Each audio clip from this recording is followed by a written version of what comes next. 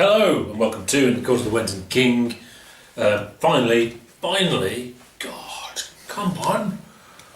We're doing Mahavishnu. The Mahavishnu Orchestra. The Inner Mounting Flame, which isn't a sentence. The Inner Mounted Flame? The Inner Mountain Flame would make more sense than Mounting Flame. The Inner Mounting Flame. That may be something to do with the Guru Sri Chinmoy. I don't know. I have no idea. So what we have is intense, brutal jazz rock. Arguably the starting point for the pure fusion, the true fusion. And I think what's striking about this particular album is the intensity. I think you would expect something much more sort of polite and focused and muso sounding, but with a sort of pseudo rockness. Isn't that at all? You know, this guy, he's been listening to Hendrix and he's doing wild Hendrixiness. Genuinely every bit as heavy as anything else going on at the time, apart from maybe Sabbath or whatever. It is that intense. If you like wild guitar playing, dynamic unison rhythms, you like electric violin, and you like jazz, and you like rock, and a bit of folk, and you like it all played really, really intensely and sort of really harsh, this is it for you. Yes.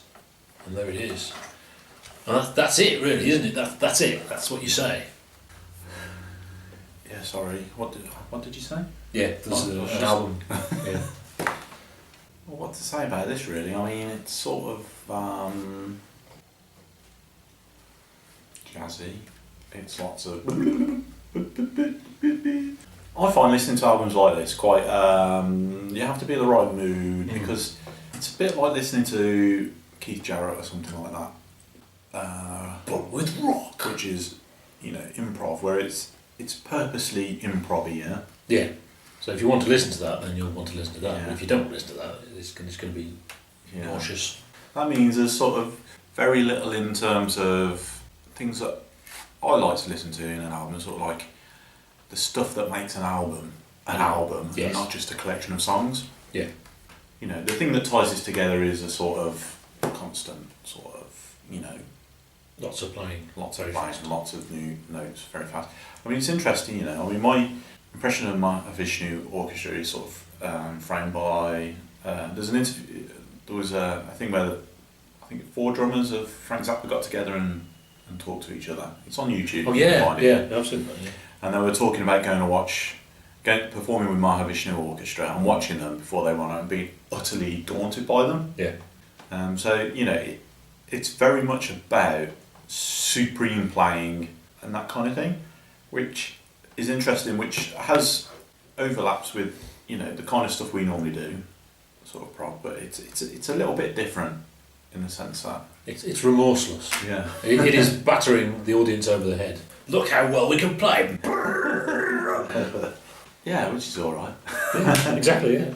Good for you. Yeah. Great. In a sense, I mean, is this improv? Is this actually improv, or is it supposed to sound like improv? Well, they are songs, and John McLaughlin wrote the songs, but to call them songs, they're not really songs. He wrote the themes with which they would play around. That's about it. I mean, in that sense, it's sort of. I suppose there is an essence of composition on the go, which is very, very jazzy. Yeah. Composition through performance. Yeah. So it's like a nice meshing of jazz and rock guitar and stuff like that. Actually, reminded me a little bit in places of, funnily enough, but sort of Santana, Soul Sacrifice, the live stuff. The live. I think was it Woodstock. Yeah. Which is sort of cool because it's got that guitar, but it's got awesome drumming and stuff like that. Yeah. So in that, I can get behind that, but it's not.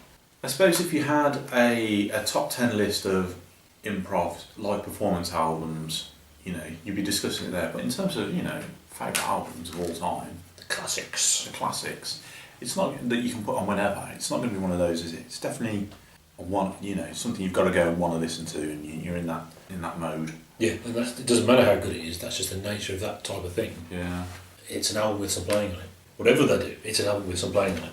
I was expecting something slightly different actually, because they got such a reputation. Yeah. Yeah. So did you expect something more jazzy and reasoned and sort of focused? Well, I don't know, because obviously Frank Zappa liked them. I think there's a I suppose you could call it jazz, but jazz is so nuanced. There's so many different types of jazz.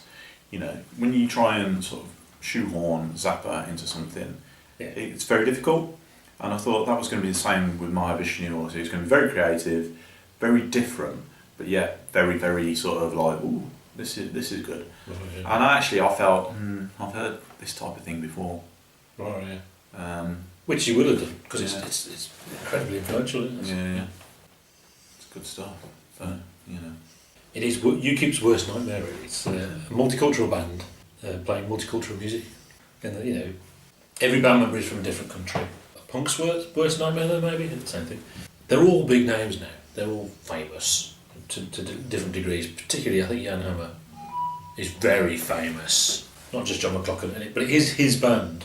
And the name of the band is his hippie name, something, from his Eastern religion, something. But yeah, like you said, you've got to be in the mood.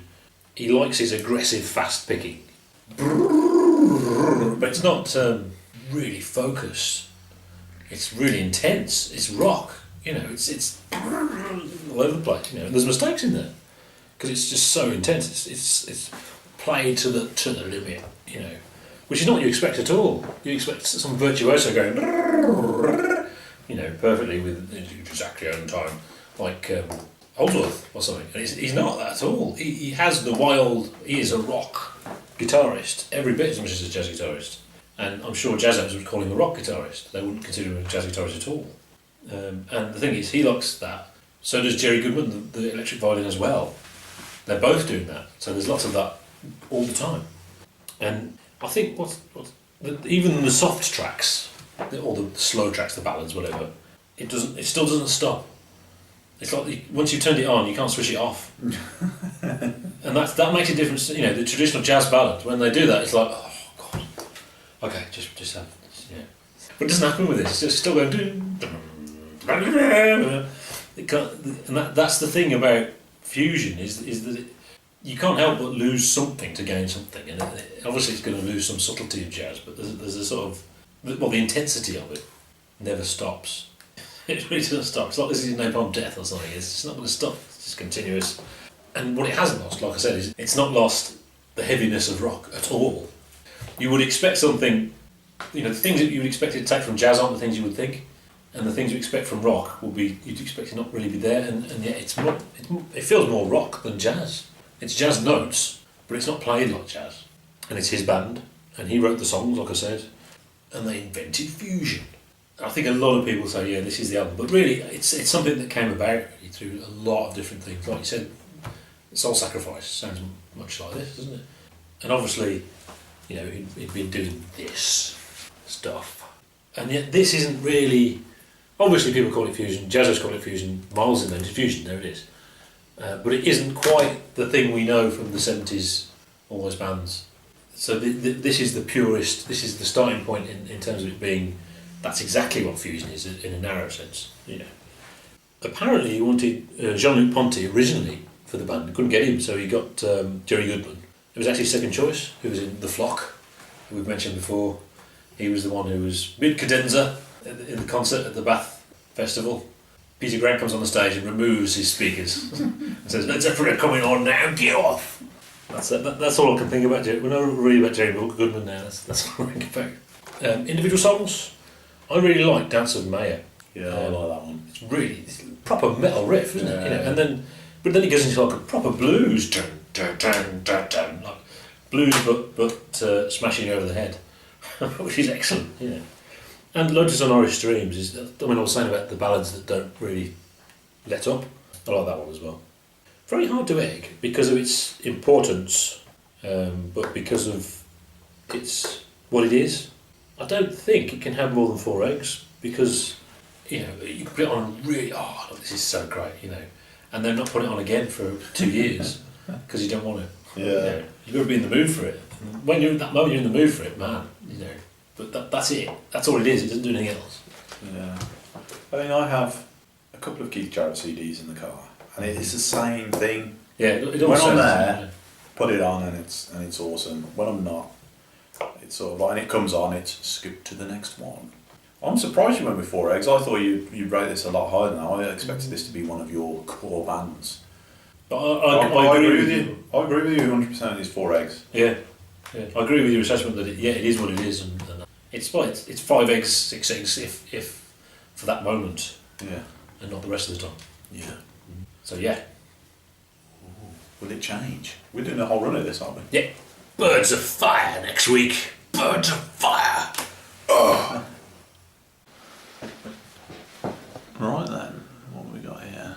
I just checked the newsletter subscription because I think we're getting quite close. Oh, right. Oh. Aha.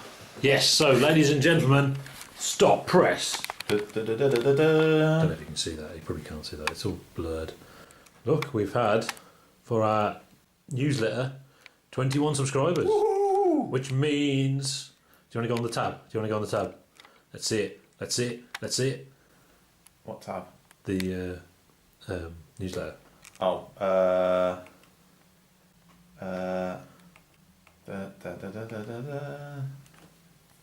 There it is. Armageddon, that's what it's called. That's our newsletter. If you're subscribed, I think you're going to be sent it whether you want it or not. Don't read it before you've actually received it. Yeah, don't read it from there. Look. Right. Yeah. See you next week. Woohoo!